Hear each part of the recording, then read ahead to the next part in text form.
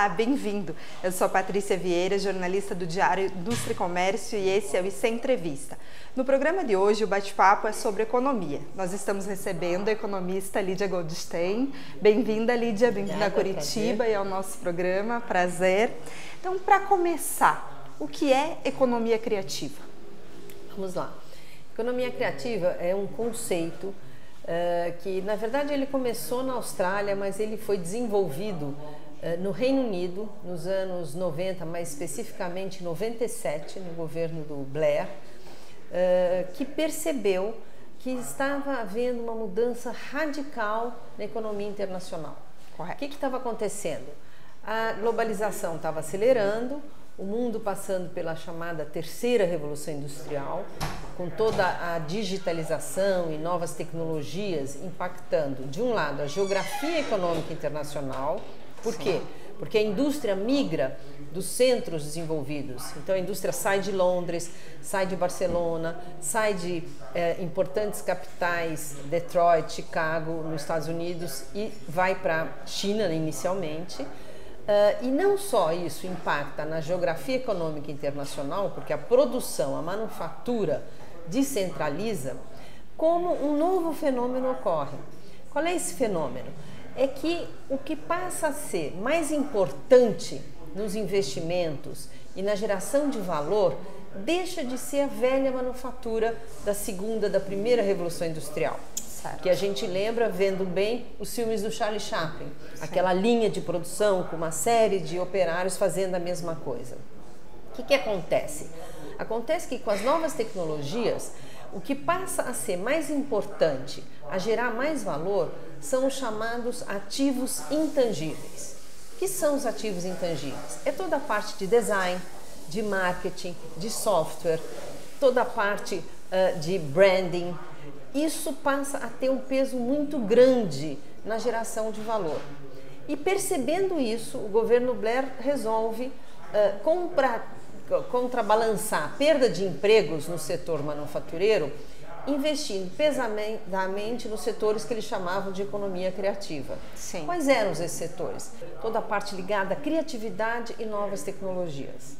Então, falando em termos rápidos e gerais, o conceito de economia criativa está ligado não ao que no Brasil muitas vezes é achado que é só uma questão de cultura ou de artesanato ou de pequena produção. Muito pelo contrário. A economia criativa, lá onde ela surgiu, significava o investimento em políticas públicas para fomentar a inovação, a criatividade, que passaram a ser os grandes motores do capitalismo a partir de meados dos anos 90. E como as empresas podem investir em economia criativa? Isto é uma pergunta fundamental para entender o Brasil, o mundo e as chances que a gente tem de ter uma inserção internacional mais positiva e voltar a crescer de forma sustentada. Correto. Por quê? Porque nós, hoje em dia, ficamos discutindo se tem ou não tem que fazer política industrial, se tem ou não tem que fazer indústria. Só que nós estamos discutindo a indústria velha, uma indústria que não existe mais. Porque hoje em dia a separação entre indústria e serviços, e quando eu falo serviços, eu falo de serviços sofisticados, ligados às novas tecnologias, ligados à criatividade, é uma separação que não existe mais. Sim. E que, portanto, as empresas só vão sobreviver se investirem nessas áreas, para se diferenciar. O nome do jogo hoje é inovação.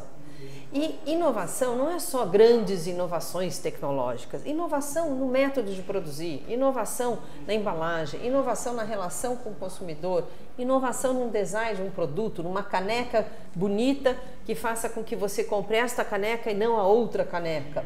É inovação no sentido mais amplo possível e imaginável. Não há empresa que possa sobreviver no mundo atual e não há país que possa ter um crescimento sustentado, gerando novos empregos, que não invista nesses setores. E quais os melhores setores para investir? Eu diria que é um conjunto, é uma mentalidade. Sim. Né? Mas, sobretudo, é fundamental, e vai depender de cada setor da empresa, mas é fundamental estar muito aberto para todos os novos processos digitais. É fundamental entender que isso não é uma modinha, mas você tem que introjetar isso na relação com seus clientes, na relação com seus funcionários, na relação com os seus fornecedores. E é fundamental, sobretudo, inovar o tempo todo. É no design, é criando mecanismos de fazer sempre um produto diferente e melhor em termos de qualidade, de embalagem, de forma de distribuição, como eu já falei. Inovar, pensando em termos de usar novas tecnologias, dependendo das indústrias.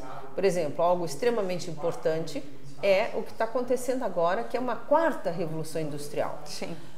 Então, nós temos agora a manufatura 4.0, que é um processo de intensa robotização, de uso de inteligência artificial, que as pessoas aqui, por enquanto, acham que é algo folclórico, algo só para estrangeiro, mas que não, é algo que já está impactando todas as empresas, em todos os segmentos e que, portanto, de alguma forma as empresas têm que entender e se conectar com esses movimentos novos. E buscar um diferencial. Exatamente. Muito obrigada, Lídia, pelo nosso bate-papo. Foi um prazer. Obrigada a você. Obrigada pela oportunidade. Obrigada. Até a próxima.